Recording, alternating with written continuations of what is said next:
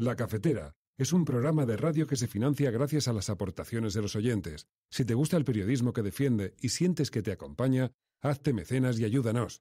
Infórmate en radiocable.com/mecenas. Buenos días, Cafetera. Pues nada, yo me hice mecenas porque os llevo escuchando ya 3 años desde que me mudé aquí a Montreal, y cada vez que os oigo me siento un poquito más cerca de mi tierra y de mi gente, y me da la sensación de que no estoy tan lejos de casa. Luego, aparte, creo que no sabría hacer mi trabajo sin escuchar ese Eres de la Resistencia y no estás sola. Así que muchas gracias y sigamos adelante con el periodismo libre e independiente. Un saludo, Resistencia.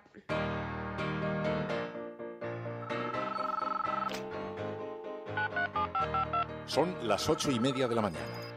Las 7:30 en la Casa Museo de José Saramago, en Tías, Lanzarote. Buenos días, mundo. ¿Quieres un café? La Cafetera. Dirige Fernando Berlín. En el programa La Cafetera de Radio Cable. Una entrevista en Radio Cable. Durante 20 minutos en Radio Cable y dice todo lo que van a escuchar. Mañana en La Cafetera de Radio Cable. Radio Cable, que ha conseguido una auténtica primicia, ha entrevistado esta mañana y ha conseguido situar esa entrevista y lo que le ha dicho en los titulares. Con María Navarro y Pilar de la Peña.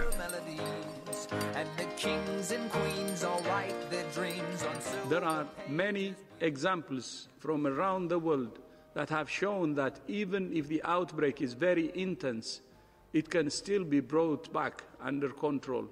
Italy, Spain, South Korea.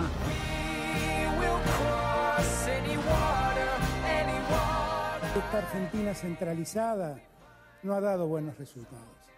Cuando me vaya del gobierno quiero que tengamos una Argentina federal, donde cada argentino tenga la posibilidad de encontrar su futuro en el mismo lugar donde nació.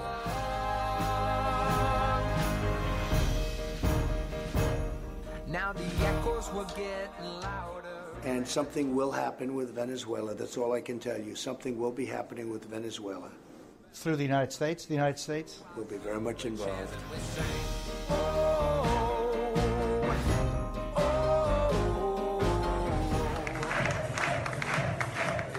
Non me confundín cando apostei por Galicia e esta noite teño claro que esa aposta mereceu a pena para este resultado deixanos tamén motivos para a esperanza, porque hoxe hai neste país unha alternativa sólida ao Partido Popular. Os resultados a noso suizo son, bueno, non son bons para o noso país, non son bons para Galicia, pero son evidentemente un fracaso para o noso espacio político. Son unos malos resultados sin paliativos, o que nos dá máis mágoa en non poder ter colaborado de mellor forma para acabar coa maioría de Alberto Núñez Feijóo.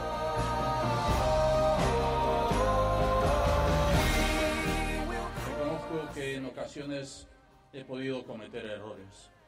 He actuado en todo momento ofreciendo lo mejor al servicio de la sociedad vasca. Así lo voy a seguir haciendo. El Partido Nacionalista Vasco está preparado y va a responder en positivo. Vamos a ofrecer certezas.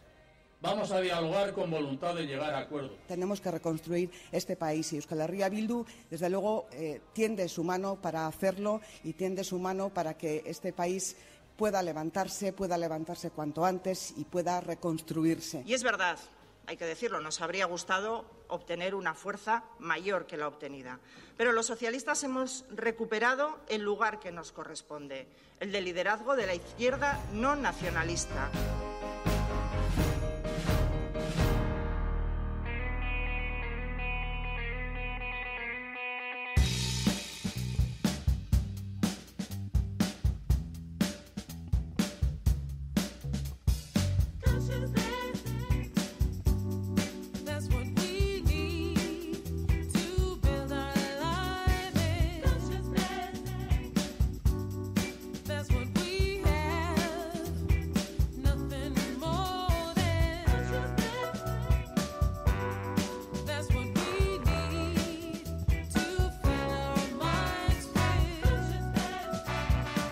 Muy buenos días, bienvenidos, bienvenidas una mañana más aquí a La Cafetera.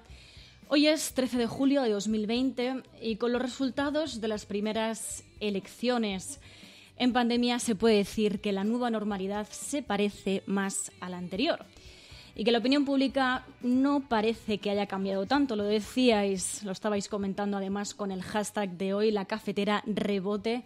La opinión pública no parece que haya cambiado tanto, al menos en cuanto a la derecha se refiere. Feijóo ha conseguido su cuarta mayoría absoluta en Galicia, Urkullu ha vuelto a ganar las elecciones en Euskadi y en Euskadi el Partido Popular de Casado sigue siendo irrelevante.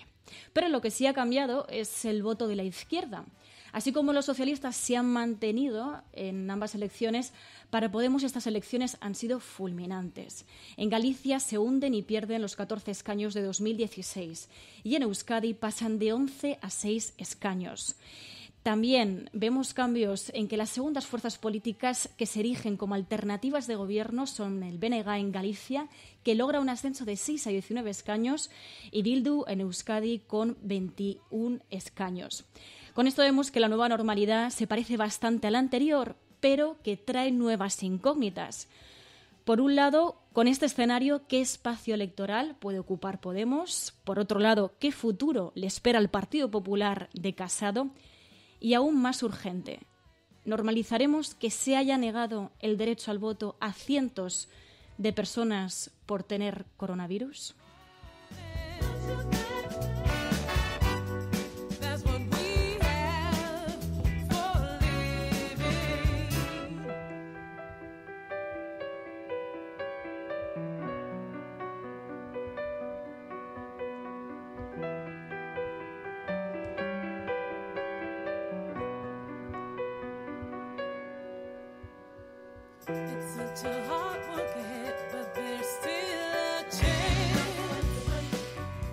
Así empezamos el programa de este 13 de julio, de este lunes. Empezamos además con energía. Veo que ya muchas personas estáis incorporándose en directo. El hashtag de hoy va a ser #LaCafeteraRebote. Con ese hashtag vamos a ir opinando, vamos a ir lanzando los análisis de todo lo que ha ido ocurriendo a lo largo de este domingo electoral. Así que id incorporándoos, los que estáis en directo, los que escucháis desde la retaguardia, a todas, muy buenos días, muy buenas tardes o muy buenas noches.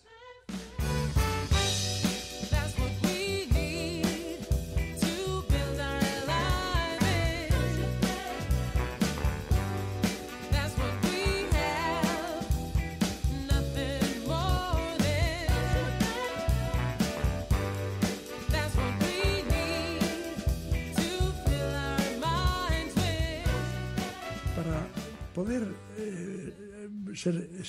haber una democracia, tiene que haber demócratas. Y para ser demócrata hay que tener libre el pensamiento.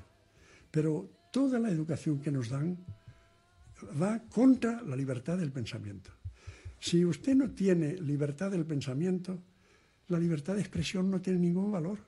Si lo que usted está expresando es lo que le han dicho que diga, no tiene ningún valor personal. No. Deberían educarnos para pensar por nuestra cuenta y para razonar por nuestra cuenta y arriesgarnos por nuestra cuenta y ser cada cual quien es. Yo cuando he hablado con estos jóvenes, y no tan jóvenes porque hay de todo, del 15M siempre les digo, reeducaros y además reeducar a la gente. Pero estamos educados para no tener independencia y para ser sumisos y para ser buenos borregos. Demuestra que la democracia no funciona. Si mandase el pueblo, eso no pasaría. Pero como mandan los amigos del que está ahí, pues pasa.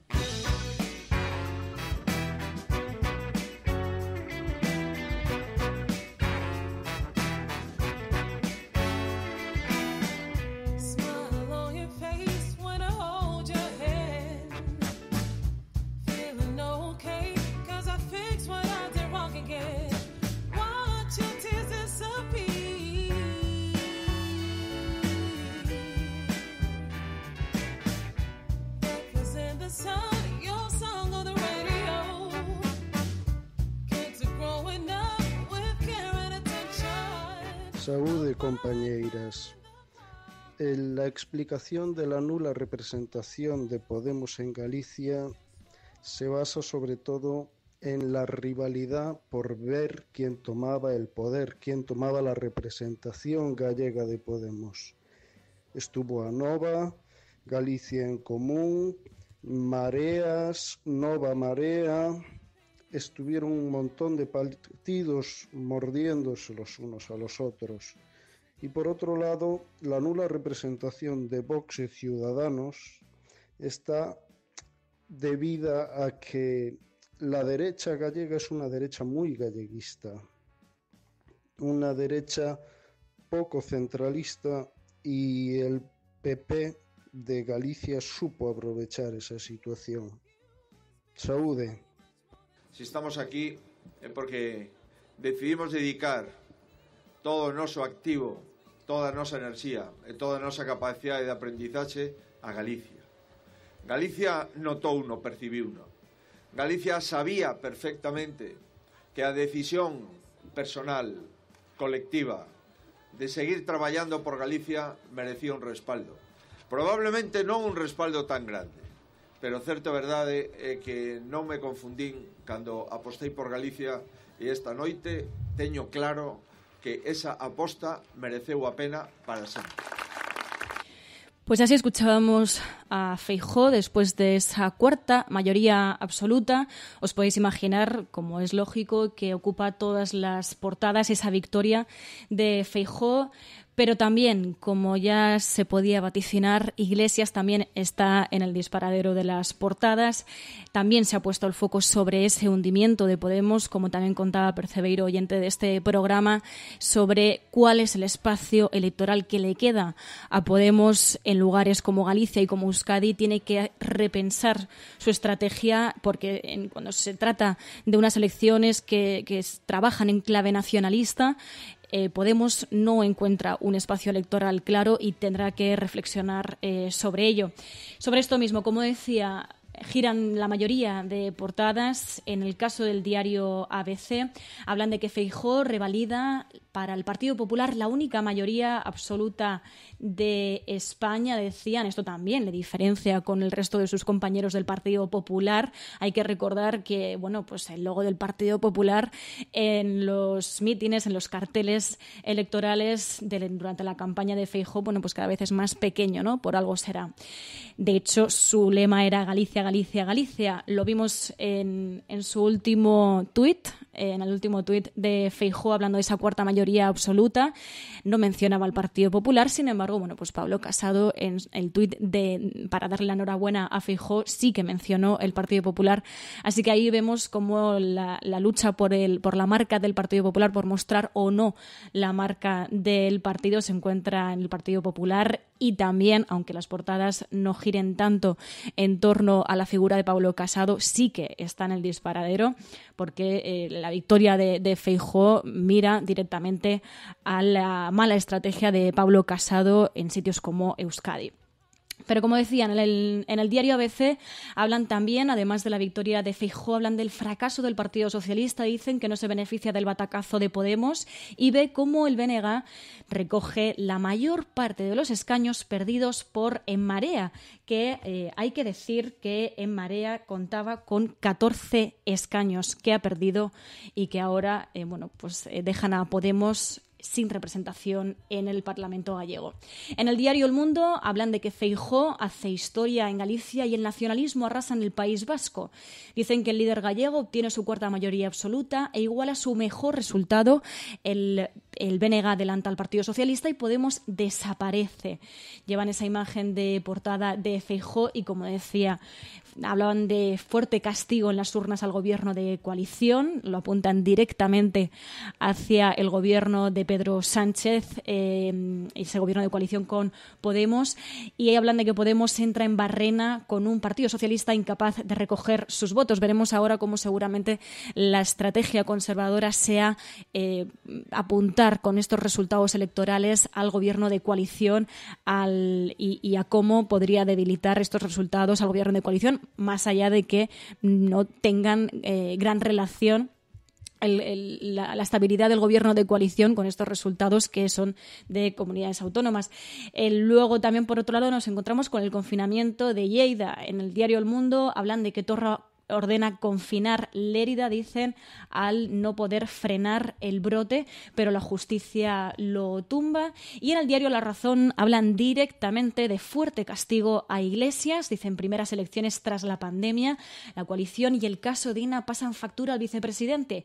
El Partido Socialista aguanta pero no suma el voto de izquierdas y los resultados del Partido Popular Gallego salvan a Casado y Vox logra un diputado por Álava.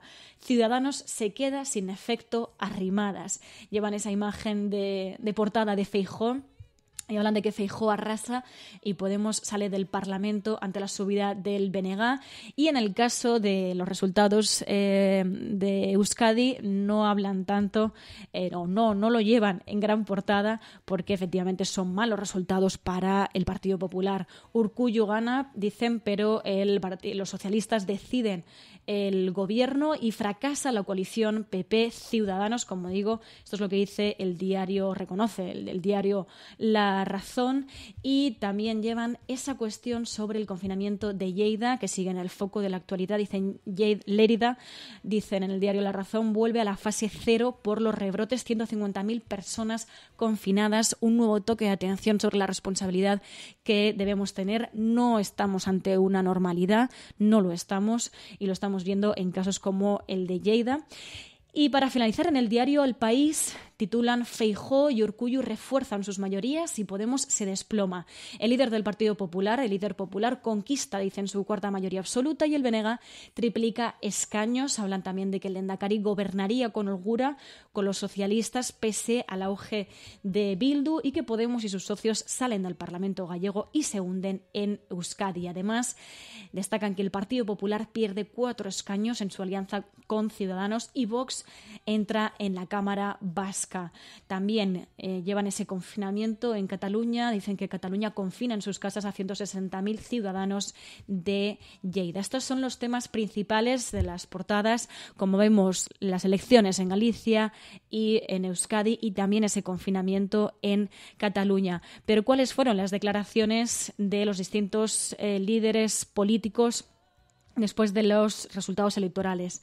Escuchábamos antes a Feijóo, escuchamos ahora a Antón Gómez Reino de Podemos reconociendo esos resultados, decían malos resultados sin paliativos. Coincidía también con la visión de Pablo Iglesias, que publicaba también un tuit valorando así los resultados electorales, y Antón Gómez Reino hacía esta valoración. Los resultados a nuestro suizo son... Bueno, no son voz para nuestro país, no son voz para Galicia, pero son evidentemente un fracaso para nuestro espacio político.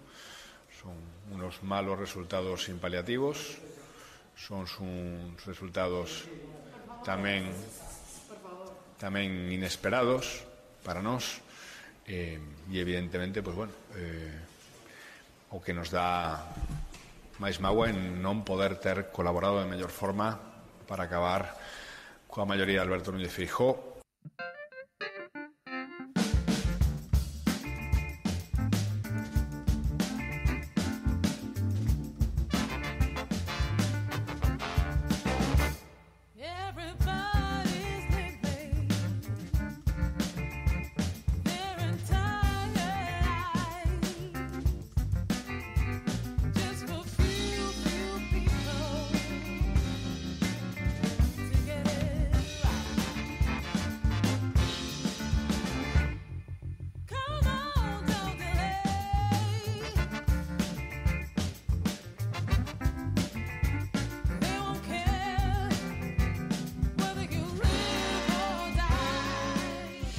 Pues así escuchábamos a Antón Gómez Reino hablando de malos resultados sin paliativos.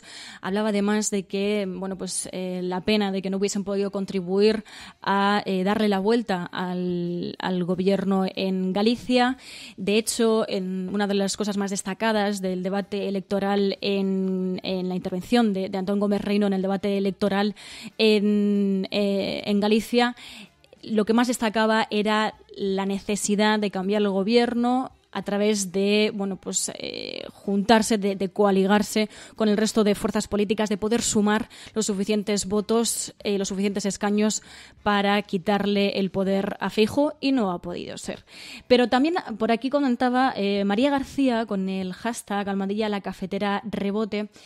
hablaba también de la figura de la ministra de Trabajo, de Yolanda Díaz, que fue además trending topic a lo largo de la noche de ayer, porque hablaban de cómo no había podido tener ese efecto positivo que haya tenido la ministra de Trabajo, esa buena imagen que había tenido antes de las elecciones gallegas, cómo eso no se había podido trasladar también a los resultados de Podemos en Galicia.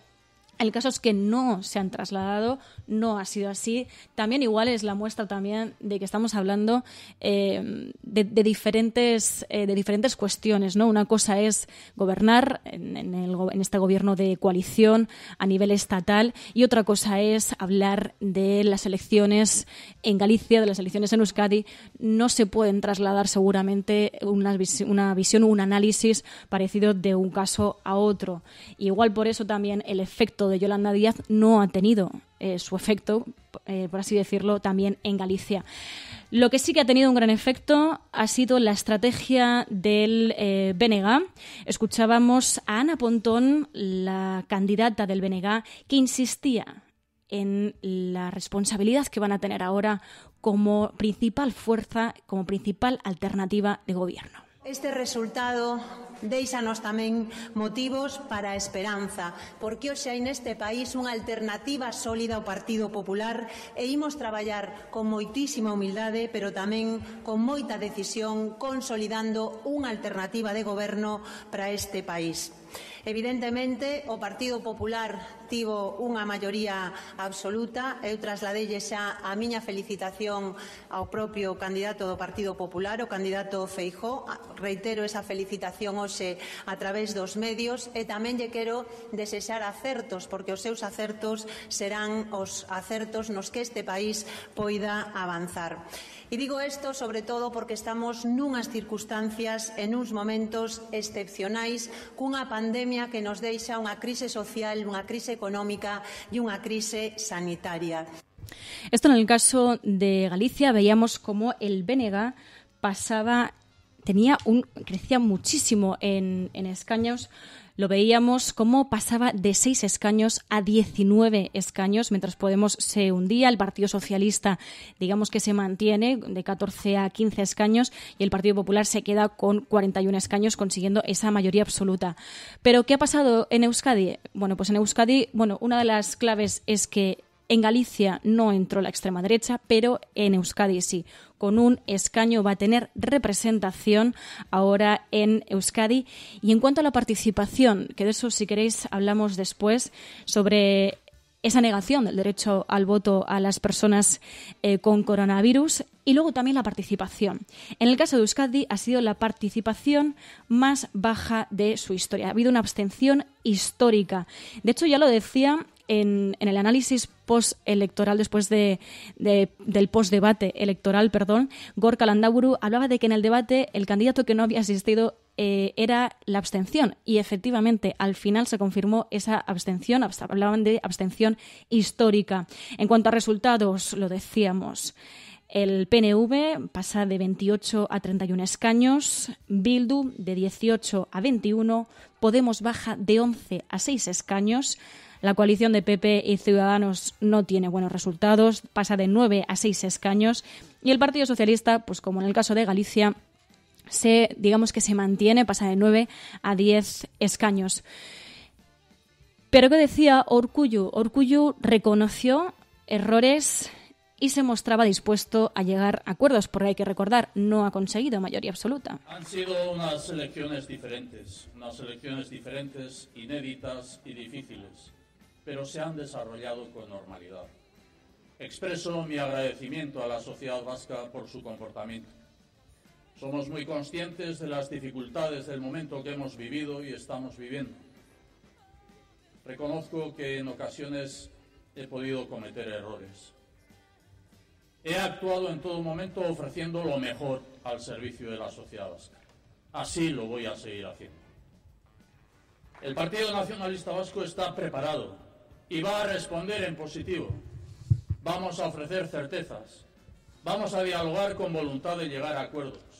Vamos a reemprender el camino para unar fuerzas, salir adelante y poner Euskadi de nuevo en pie. Euskadi Zutik.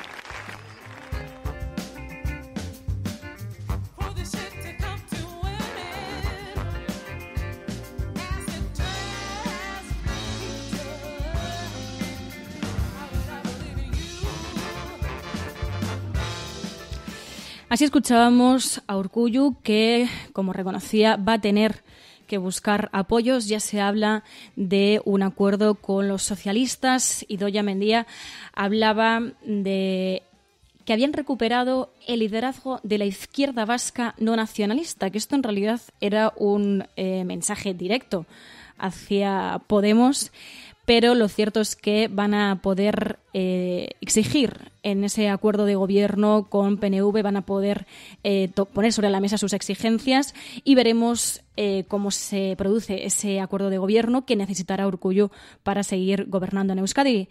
Escuchábamos así a Idoia Mendia. La gran crisis que vivimos no nos ha cambiado la hoja de ruta a los socialistas.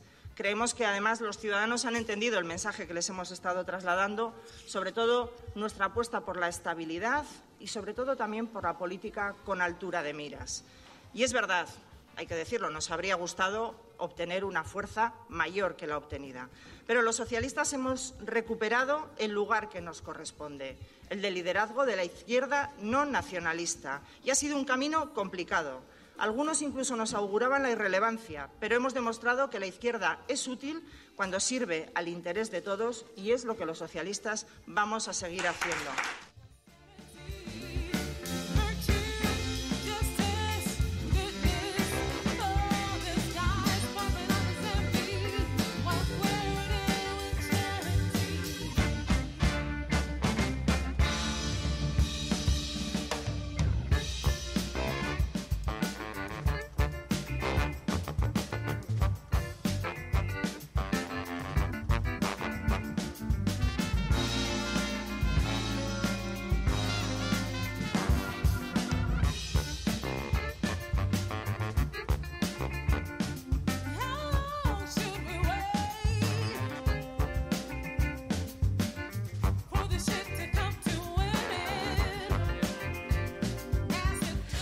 Pues así escuchábamos a Idoia Mendia, que hablaba de que habían recuperado el espacio que les pertenecía, decía, el liderazgo de la izquierda vasca no nacionalista, pero como decía, el propio Pablo Iglesias reconocía esa derrota en las elecciones en Galicia y en Euskadi.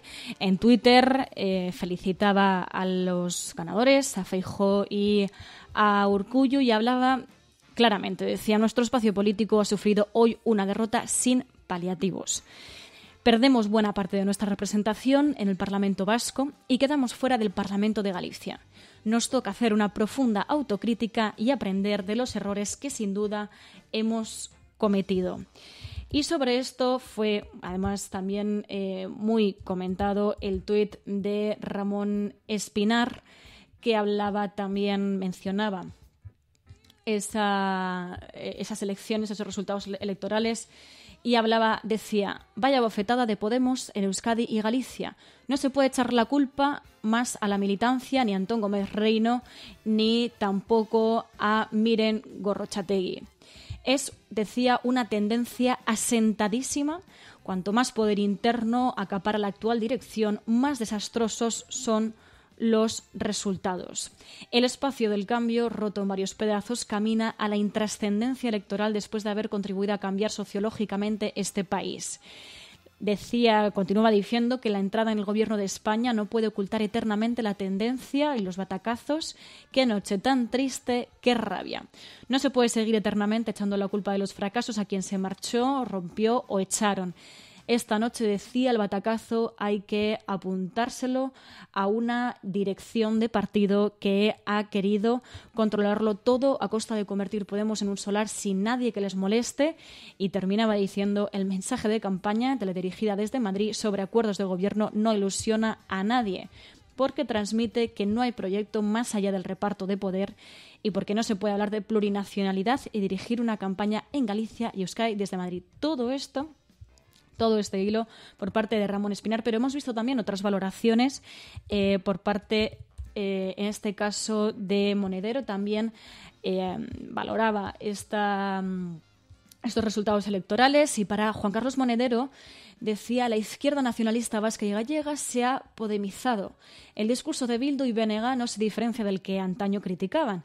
Mientras tanto, decía, Podemos, que ha cambiado la política de este país, sigue sin dedicar el grueso de sus energías a lo que debe construir a lo que debe, que es construir partido. El caso es que después de unos resultados electorales así, os podéis imaginar que, claro, han salido muchas valoraciones, muchas opiniones sobre lo que se debería haber hecho, sobre cuáles son las nuevas fórmulas a seguir. En lo que sí que hay un consenso es en los resultados, que no son buenos, son, como decía el propio Antonio Gómez Reino, el propio Pablo Iglesias, malos resultados, sin paliativos, y esto hace que Podemos pues tenga que repensar su estrategia en elecciones de este tipo. También hay que decir que dentro de no mucho nos encontraremos con una convocatoria electoral en Cataluña. Todavía no está fijada la fecha, pero no parece que vaya a tardar mucho en convocarse. Y veremos también qué posición, qué espacio electoral consigue ocupar Podemos en esa ocasión. Pero en este programa también tenemos los grandes análisis de nuestros oyentes. Aitor Caneda nos hablaba desde Pontevedra, nos enviaba este análisis. En este caso también ponía a la vista además de sobre los resultados electorales, también sobre Casado, que decía que debería fijarse un poquito más en el tono de Feijóo y a lo mejor le iría mejor de cara a las elecciones. Hoy en Pontevedra ha sido un día electoral relativamente tranquilo, donde se ha primordiado la seguridad, aunque en ciertos colegios ya a primera hora de la mañana había colas bastante contundentes a la entrada de los coles. Y buscando un poco el lado positivo de los resultados, espero que Casado se pueda fijar más en la forma de los modales de Feijóo, y Galicia sigue siendo un sitio donde Vox no representa a los gallegos. Así destacaba Aitor Caneda la posición de Casado, pero también, es verdad, Vox no ha entrado en el Parlamento de Galicia y sí en Euskadi. Pero luego también sobre la posición de PP y PSOE también nos enviabais más audios. Buenos días, cafeteros y cafeteras. Desde Vigo, pues despertando de la pesadilla de tener a Feijóo otra vez. Galicia es cacique, no es muy facha, pero es muy cacique. Y el PP lleva muchos años creando una red de amistades, de familia, dando mucho trabajo en muchísimos pueblos, favoreciendo pues lo que ya todos conocemos como redes clientelares. Y por otra parte, el PSOE aquí no existe, porque más allá de Abel Caballero, creo que a nivel nacional poco se conoce del PSOE aquí en Galicia. Incluso dentro de Galicia no son muy conocidos. No han hecho una fuerte oposición al PP de Feijóo. Podemos, con las mareas, tuvimos mucha esperanza los 4 años que tuvieron y que estuvieron gobernando alcaldías, etcétera, y la verdad que había una cierta ilusión de que podría haber un día un gobierno de coalición en Galicia por segunda vez en toda la historia, pero con tantas idas y venidas, desapariciones, escisiones, al final la gente ha perdido el encanto. Pero no es un castigo a Pablo Iglesias, no es un castigo a Yolanda Díaz, no es un castigo al gobierno de coalición, no es un castigo a Podemos a nivel nacional. Es un castigo a nivel muy localizado por cómo se han hecho las cosas en Galicia, que creo que los medios de comunicación van a utilizar esto para decir que es la gran debacle de Podemos, y no creo que sea así.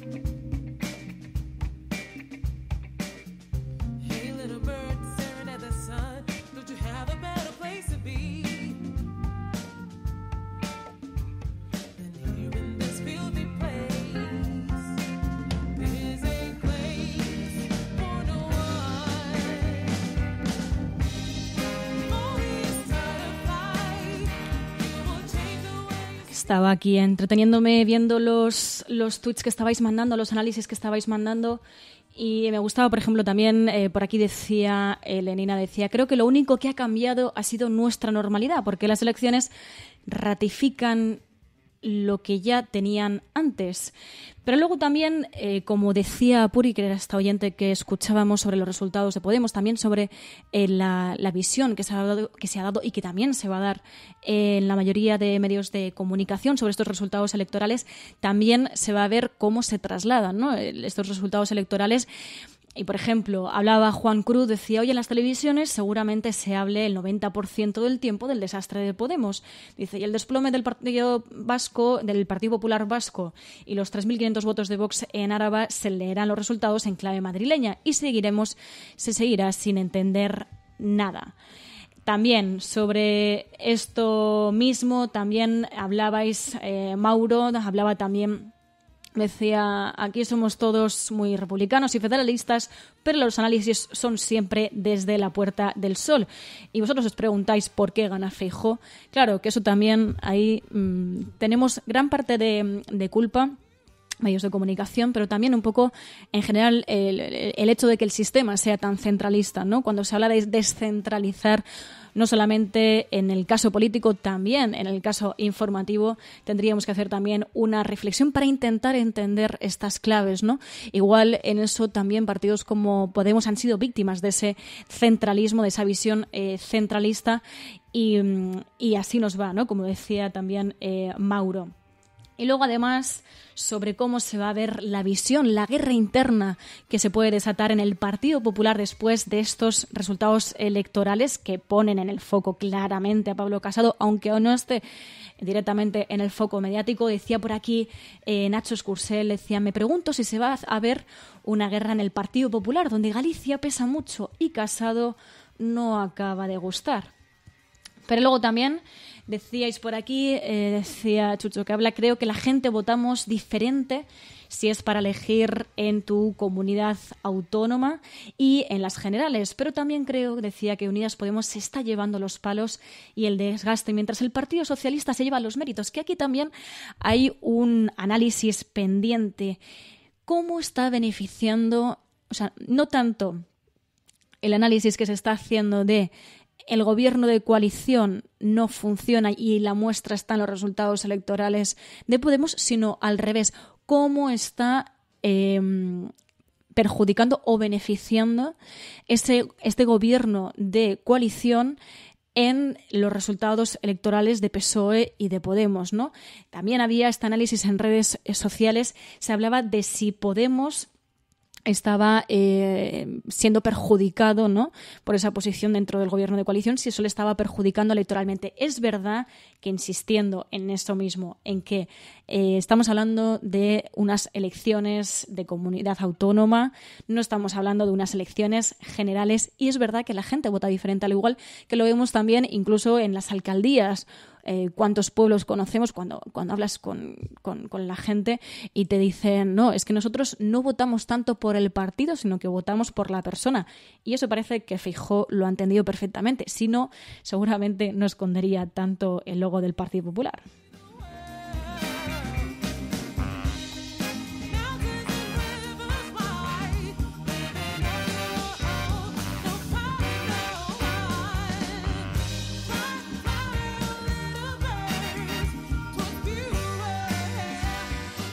Pero también Puri nos mandó un audio bastante largo analizando las elecciones gallegas, y lo que hemos hecho es trocearlo. Ahora, en este caso, hablaba también de la posición del BNG. El bloque nacionalista galego, después de algunos años también pues con muchas escisiones, con broncas internas, están muy reforzados. Con Ana Pontón han llegado más unidos, han hecho mucho trabajo en los pueblos.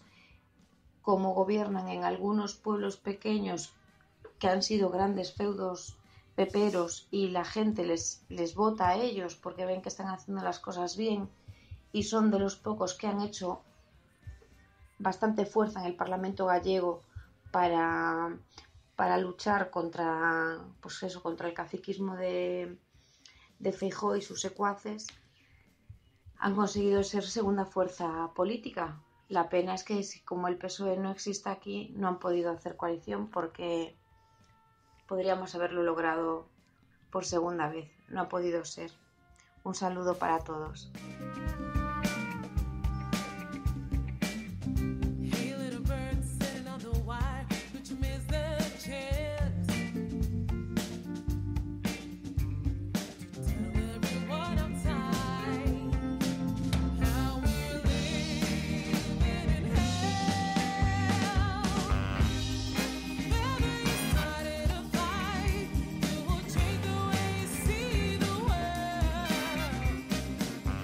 La alternativa al neoliberalismo se llama conciencia. Podéis decir, pero conciencia no es un sistema económico. No, no es un sistema económico. Conciencia no es la organización del mercado. Yo digo, tampoco lo es. No, conciencia no es eso. Y no es un régimen político nuevo, no es eso. No lo es. Pero es algo más que todo eso. Es la conciencia que hay que tener contra todo y contra todos los que precisamente entiendan que lo que no hay que tener es conciencia. Eso es lo que tenemos que formarnos todos los días.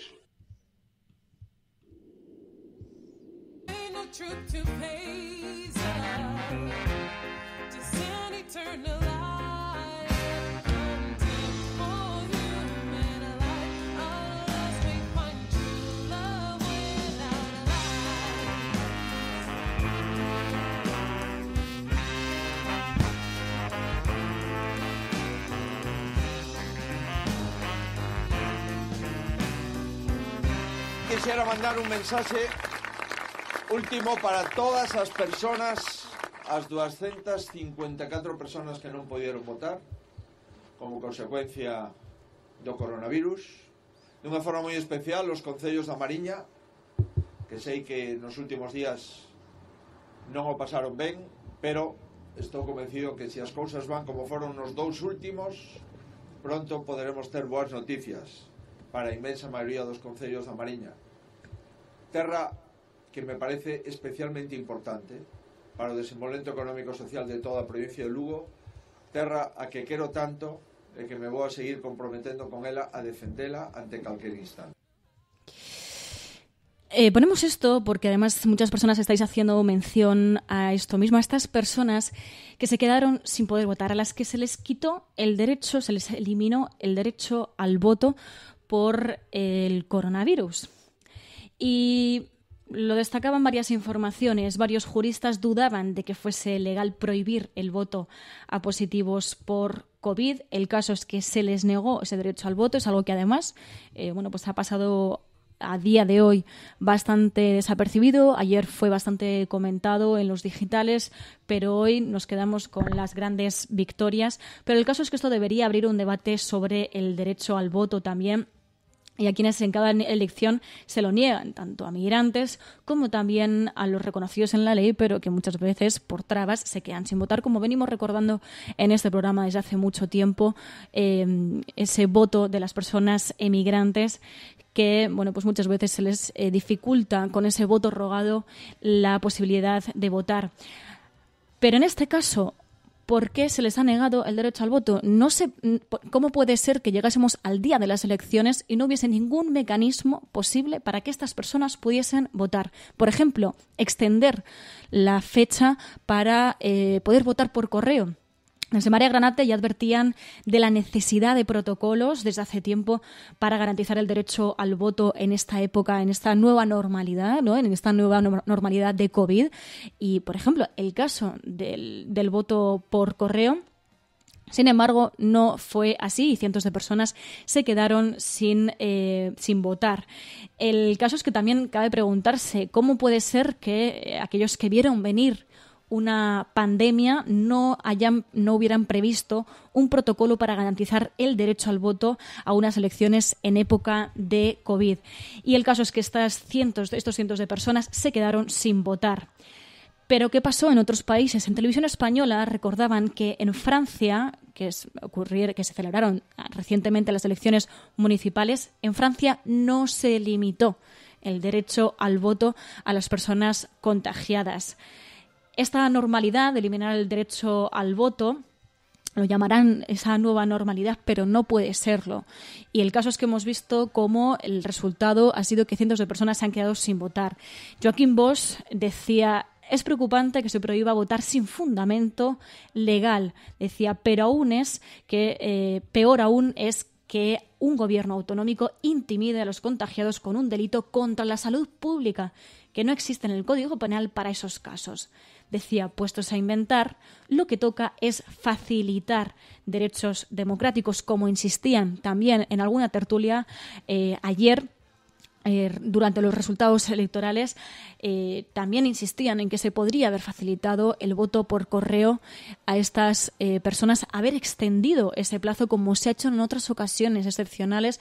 Pasó, por ejemplo, en algunas elecciones, en el caso del voto por correo desde el extranjero, como se vio que a raíz de las numerosas trabas que habían tenido o de que las papeletas habían llegado tarde, etcétera, se había extendido esa opción para votar por correo. Pero el caso es que seguramente esto se quede en la nada y entonces estas cientos de personas pues simplemente pues se hayan quedado sin votar. Pero lo cierto es que podría ser una buena oportunidad para abrir el debate sobre el derecho al voto en el caso de el voto rogado, de que por fin se eliminase ese voto rogado para las personas que votan desde el extranjero y también ese voto que se niega a las personas migrantes.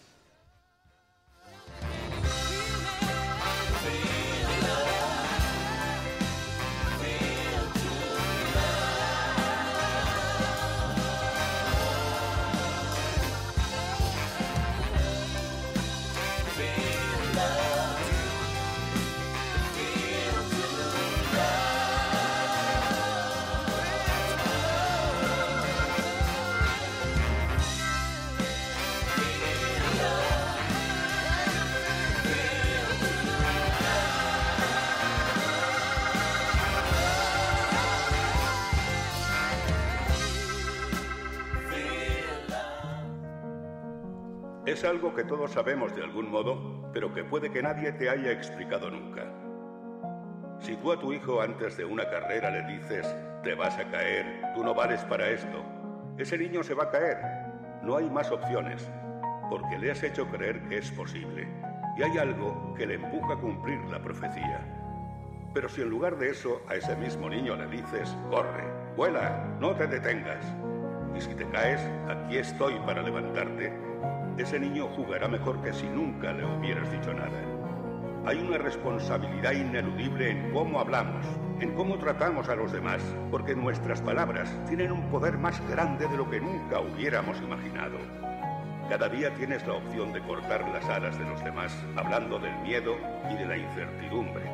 O puedes dejar que tus palabras les empujen hacia sus metas, confiando en la capacidad infinita que hay dentro de todo ser humano. Se conoce como efecto Pigmalión y funciona en cualquier momento de nuestras vidas.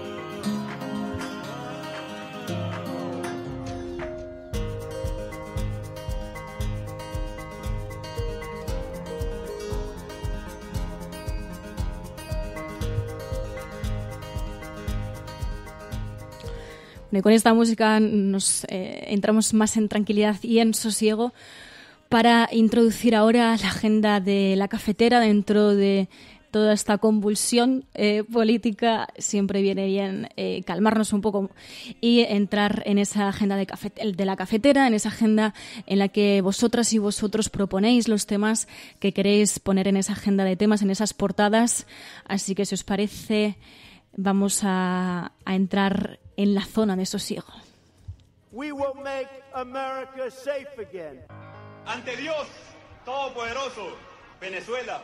Por ahí hay un payaso. Lo primero que tiene que hacer o tenía que hacer es convocar a elecciones. Esas caritas del domingo. Lo que vamos a disfrutar el domingo con los progres. Taché a Podemos de populista. Ahí me equivoqué. Pero el Partido Popular sí que tiene que tener credibilidad para hablar de corrupción, porque es nuestra seña de identidad.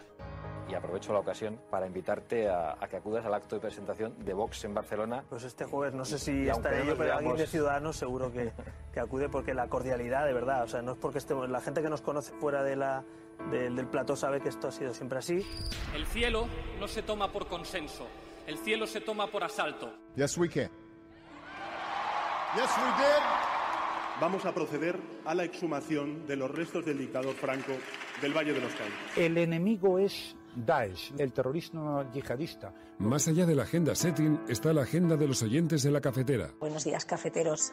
Buenos días, cafetera. Buenos días, mundo. Creo que la revolución dicen que será feminista o no será, y yo apunto, además, que será ecologista o no será. Hagamos que se nos oiga. Hagamos que se nos conozca. Buenos días, Resistencia. Buenos días, cafetera. Buenos días, Resistencia. Os hablo desde Atenas, donde vivo y trabajo desde hace más de 3 años, cuando empezó la mal llamada crisis de los refugiados. Buenos días, cafetera. Buenos días, cafeteros. Muy buenos días, Resistencia. Os saludo desde Miami. Tu colaboración es importante. Ayúdanos retuiteando la dirección de este programa. radiocable.com.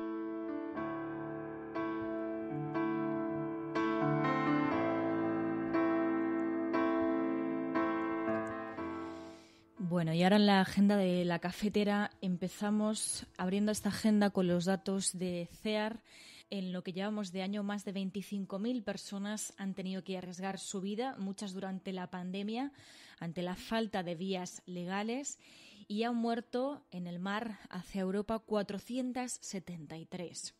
En cuanto a España, las llegadas por mar han sido de 7.375 y han muerto en la ruta española 176 personas, al menos que se hayan podido contabilizar. Estos son datos de CEAR y sirven para dar un contexto en el que las personas que arriesgan sus vidas para llegar a nuestras costas, además de ello, además de este contexto al que se enfrentan, también cuando llegan a países como España se enfrentan a un tratamiento diferente al de quienes lo hacen por ocio, a los turistas. Y con esto nos referimos a informaciones como la que cuenta Infolibre, que habla de cómo las comunidades autónomas han impuesto a las personas migrantes protocolos contra el COVID más estrictos que a los turistas. Para los migrantes que llegan a la costa en patera es obligatorio pasar una PCR, mientras que a los europeos se les mide la fiebre.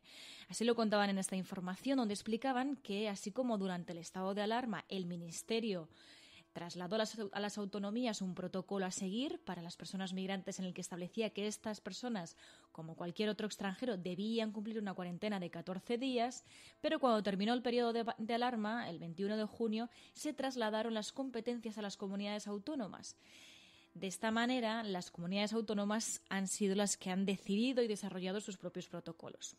En el caso, por ejemplo, de Canarias, Andalucía o Murcia, han creado en las últimas semanas protocolos en este sentido, cambiando algunas de las directrices del propio Ministerio. Por ejemplo, han eliminado la cuarentena de 14 días que se exigía a todo extranjero, igual que se hizo con los turistas, y se limitó a aquellas personas con síntomas o cercanas a un positivo. Sin embargo, la diferencia está en que se endureció la realización de pruebas PCR, que pasaron a ser obligatorias para todas aquellas personas que llegasen a través de pateras a territorio nacional, independientemente de que presentaran síntomas compatibles con el coronavirus o no. Desde diferentes ONGs, como la Asociación Pro Derechos Humanos de Andalucía o la Comisión Española de Ayuda al Refugiado, CEAR, se ha denunciado que se exija un mayor control a las personas migrantes que a los turistas que llegan al país. Y denuncian que esta diferenciación en el tratamiento de personas migrantes al de los turistas supone también una estigmatización de las personas migrantes. Lo estamos viendo, de hecho, como incluso personas de la clase política están utilizando esta estigmatización para propagar su xenofobia.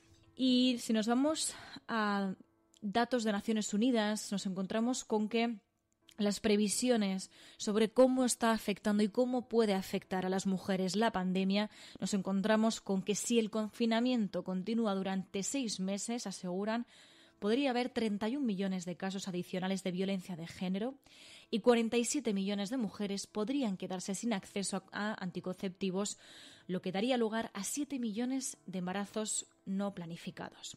Así lo aseguran desde Naciones Unidas, que recuerdan cómo la pandemia está teniendo un impacto mucho mayor en las mujeres, poniendo en riesgo sus derechos, como el de la posibilidad de tener autonomía sobre su propio cuerpo y poder elegir cuándo y con quién tener hijos. Según el fondo, más de 4 millones de niñas serán sometidas además a mutilación genital y 12 millones serán obligadas a casarse este año y se espera que los confinamientos causados por la pandemia empeoren aún más la situación. Por eso insiste en que no remediar esta situación implica un coste demasiado alto.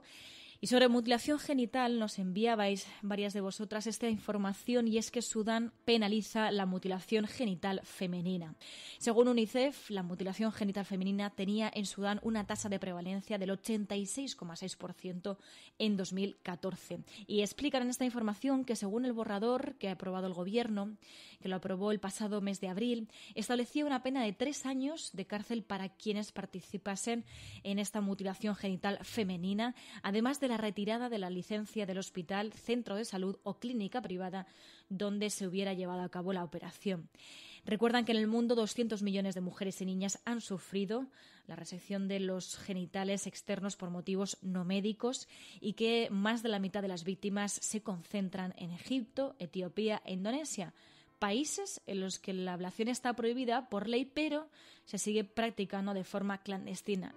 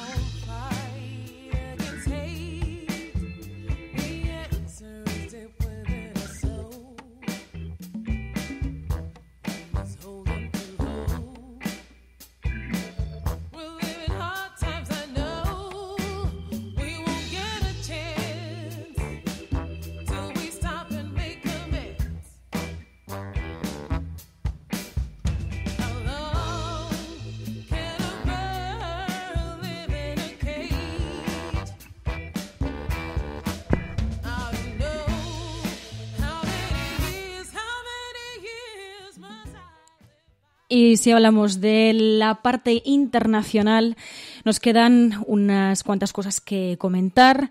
En el caso de Grecia, nos encontramos con que ha habido disturbios por protestas contra una ley que limitaría el derecho de manifestación. Nos fuimos hasta las informaciones que estaba publicando el periodista Ibai Arvide el 9 de julio y hablaba de que ese 9 de julio el Parlamento griego aprueba una ley que restringe dramáticamente el derecho de manifestación. Decía, miles de personas en la plaza Sintagma protestan contra ello. Hablaba de los primeros incidentes entre policía, antidisturbios y manifestantes. Son además unas imágenes que han sido muy comentadas por medios internacionales, y hablaba también de que las concentraciones tuvieron lugar en Atenas y en otras 40 ciudades en contra de estos planes del gobierno de centro derecha de limitar el derecho a la protesta. Así que vemos como mientras siguen sucediendo otras cosas más allá de la pandemia, o más allá, por ejemplo, también en el caso de España, de estos comicios electorales. Pero recordando que efectivamente nos encontramos todavía en una situación de excepcionalidad sanitaria, la OMS hablaba de que, pues también ponía el ejemplo otra vez de España y de Italia sobre cómo ante un brote muy intenso todavía hay esperanza de que se puedan recuperar, dirigiéndose también a los países que ahora están pasando por los peores momentos de la pandemia.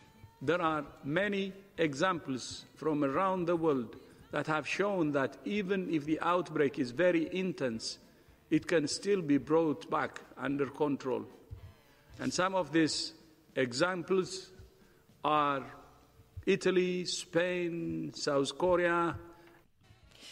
Así escuchábamos al director general de la OMS, a Tedros, y también sobre uno de los países que más está sufriendo la pandemia, Estados Unidos.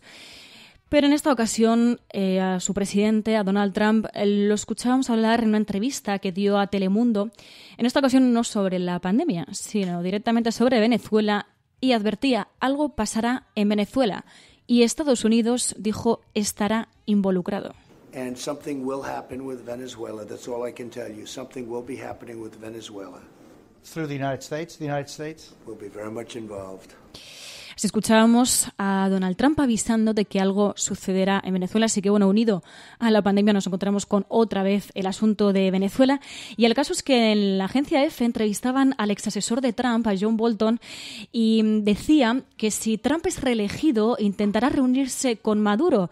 Decía, si gana la reelección en los comicios de noviembre, el presidente de Estados Unidos intentará reunirse con su homólogo venezolano, Nicolás Maduro, y llegará a un acuerdo con él sin importarle, decía, el daño a la oposición. I think President Trump will continue to support the opposition. That it's just a question, if he wins in November, how do you continue that support after that in a second Trump term? My worry is what he will do after November 3rd, because I think, again, this idea of meeting with Maduro will come back. Y sobre Estados Unidos y su relación con México, vuelve a estar en el foco esa relación entre México y Estados Unidos, esa posición de Andrés Manuel López Obrador, en este caso sobre el tratado entre Canadá, Estados Unidos y México. Él seguía defendiendo este tratado y, de hecho, decía que este tratado protege los derechos laborales de los y las trabajadoras. Derechos laborales dentro de las empresas. Que distingue este nuevo acuerdo es el trato a los trabajadores. Se contempla que mejoren los salarios, las condiciones laborales, que se garantice el derecho de los trabajadores, que haya democracia sindical. Todo esto no se contemplaba anteriormente. No pueden haber abusos de empresas contra trabajadores, porque eso llevaría a que la empresa sea sancionada.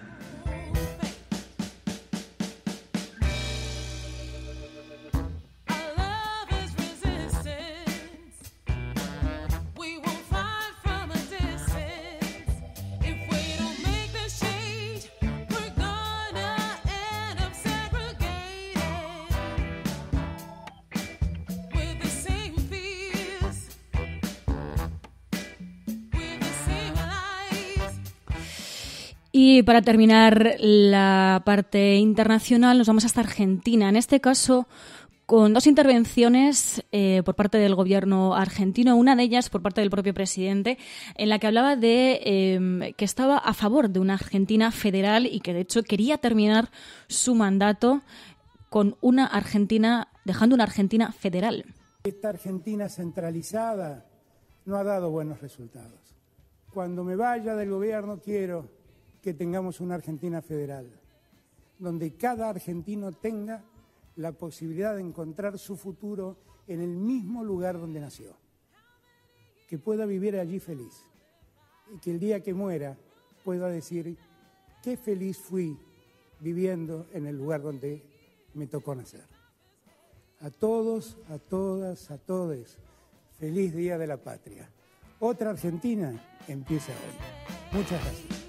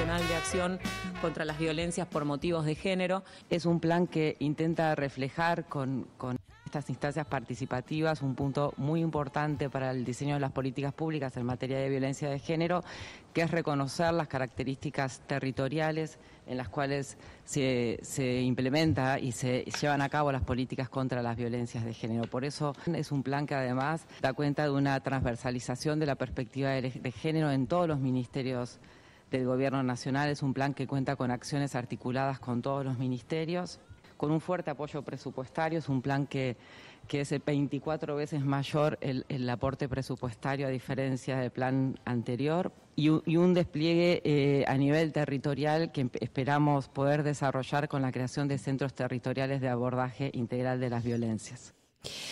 Así escuchábamos a la representante de Igualdad en el gobierno argentino hablando de ese nuevo plan que buscará en los próximos 2 años desplegar medidas para evitar todo tipo de violencia por motivos de género, y que las autoridades han definido como el primero que abordará de forma integral los feminicidios, travesticidios y transfemicidios. Según informaba el propio ministerio, el plan propone encarar la problemática, decían, de manera participativa, federal, multiagencial, transversal, interseccional, y enfrentar también las violencias contra las mujeres y personas LGTBI. Así que vemos cómo la lucha contra la violencia de género es algo transversal, es algo global, y en lo que tenemos que ponernos manos a la obra muchísimas personas, muchísimos países, muchísimos gobiernos, porque la problemática es global. Hay criminales que proclaman tan campantes: la maté porque era mía. Así nomás, como si fuera cosa de sentido común y justo de toda justicia el derecho de propiedad privada que hace al hombre dueño de la mujer. Pero ninguno, ni el más macho de los supermachos tiene la valentía de confesar: la maté por miedo. Porque, al fin y al cabo, el miedo de la mujer a la violencia del hombre es el espejo del miedo del hombre a la mujer sin miedo.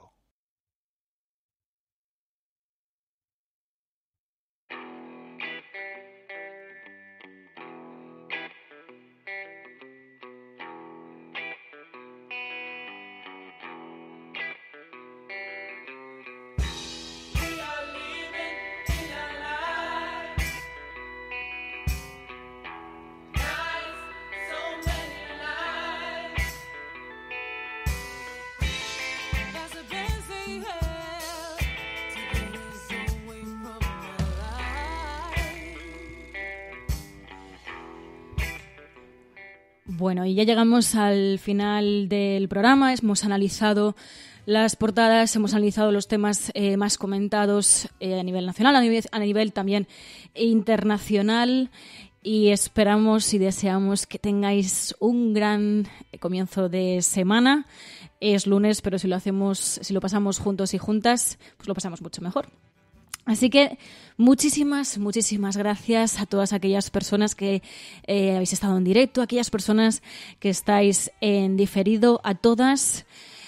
Muy buenos días, muy buenas tardes o muy buenas noches, y sobre todo recordad, si estáis escuchando esto, no estáis solas. Hasta mañana.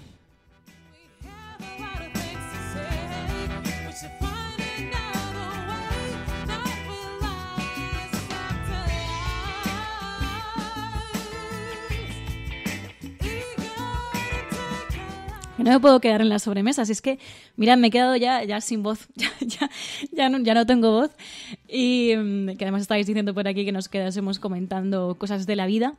Ya me quedo sin voz, así que tengo que renovarla para mañana, pero sí desearos eso, que hayáis estado una mañana más, una tarde más o una noche más aquí al otro lado del micrófono, porque se siente muchísimo la compañía. Y nada, que ya no voy a aburrir más al personal, que muchísimas gracias. Hasta mañana.